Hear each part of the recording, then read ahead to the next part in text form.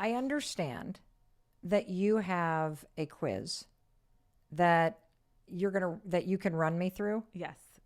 to determine the level to which you have anhedonia, and that this is what you're really struggling with, which is the inability to find small points of joy in your day. Absolutely.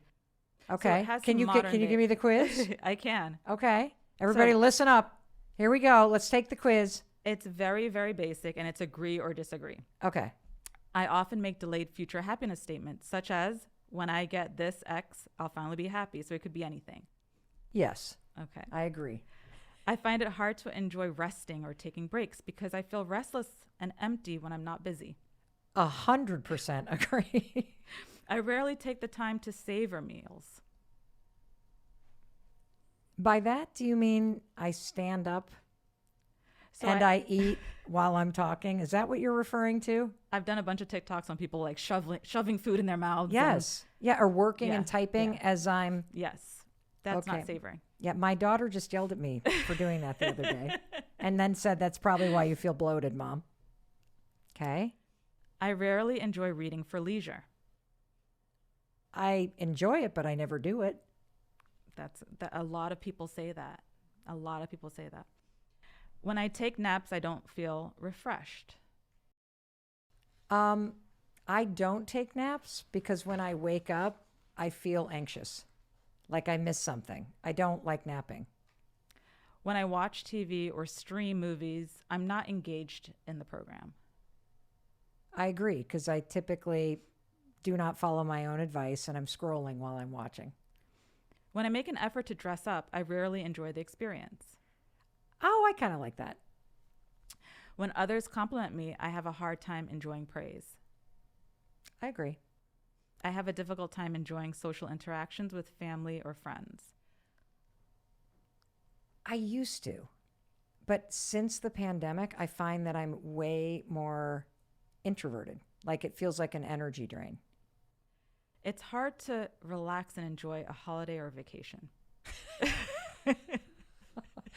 Everybody that knows me that is sitting here with us is laughing. And if you're watching this on YouTube, you can see it, but I'm having this experience where I literally feel like I am in an intake appointment with Dr. Judith because she looks at her paper, then looks at me and nods knowingly and does her little thing and then asks the next one. I'm like, oh yeah, I'm already okay. What else we got?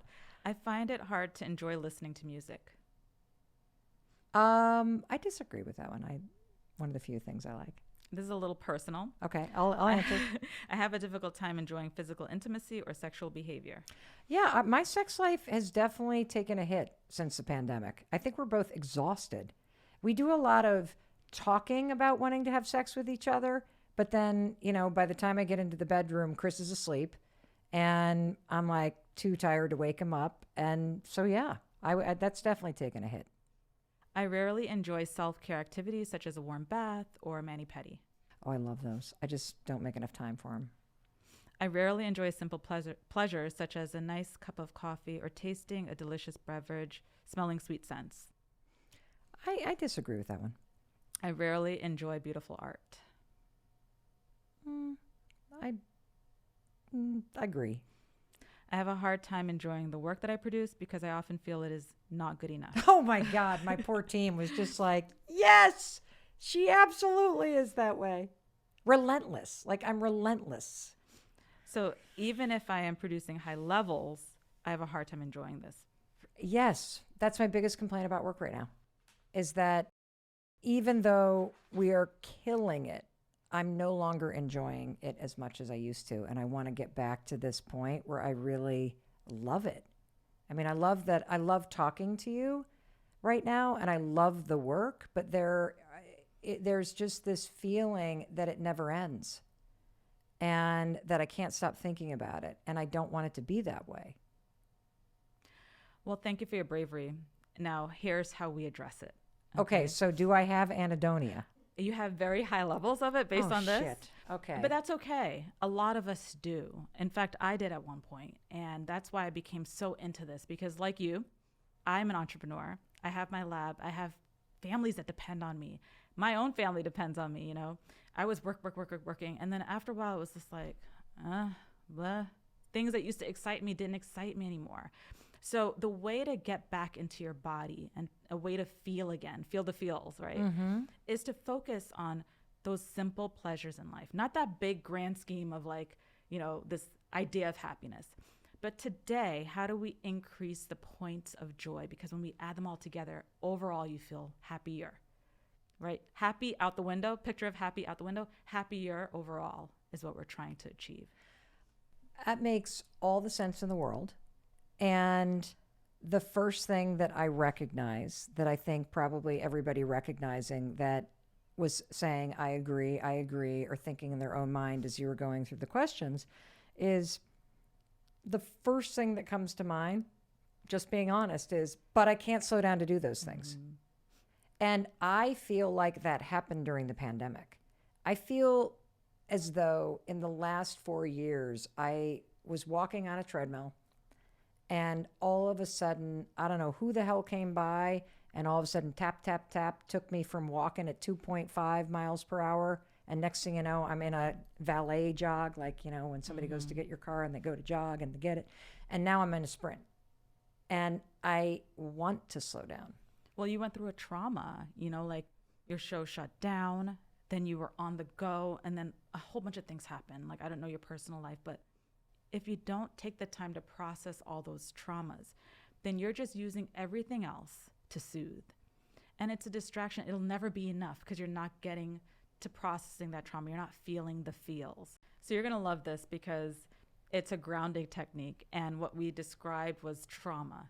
Okay. And your viewers, your listeners, they're very familiar with 5, 4, 3, 2, 1. Right. Already, right? The countdown. Right. Well, there's something called the 5, 4, 3, 2, 1 grounding method. Okay.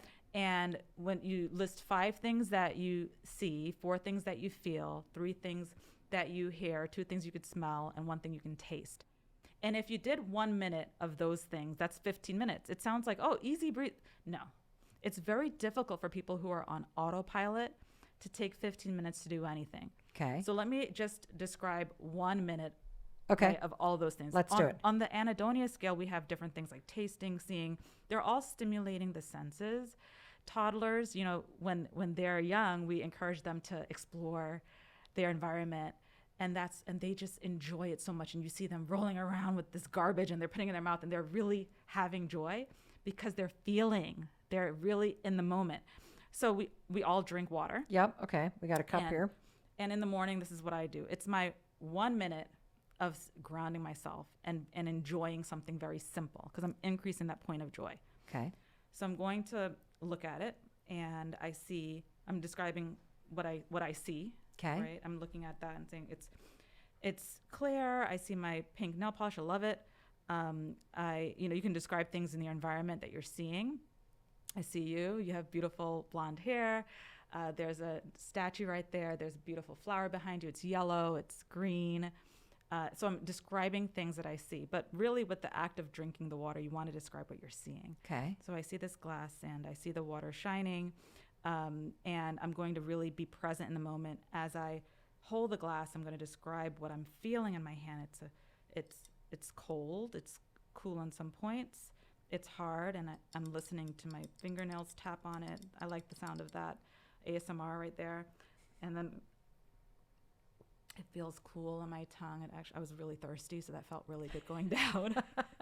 Some water has a minerally taste. This one's very fresh. There's no smell to it, but you can do this with a beverage that smells. And I'm really paying attention to how it feels going down my throat. I'm going to take another sip. And I'm looking at the glass, and I'm, trying to be present in the moment. But I really enjoyed that sip of water. Like, I really fully enjoyed it. How many times do we enjoy just a sip? So we're adding up all the sips, the points of joy in life. So take the time. 5 things that you saw this morning. For me, I flew here from New York. I looked at the sun rising. I saw the beautiful New York City skyline. I liked the waterfront here in Boston. There were things that I saw. Mm-hmm. I touched my loved ones because when you touch people, it releases oxytocin. I wear this furry jacket and I love to feel it.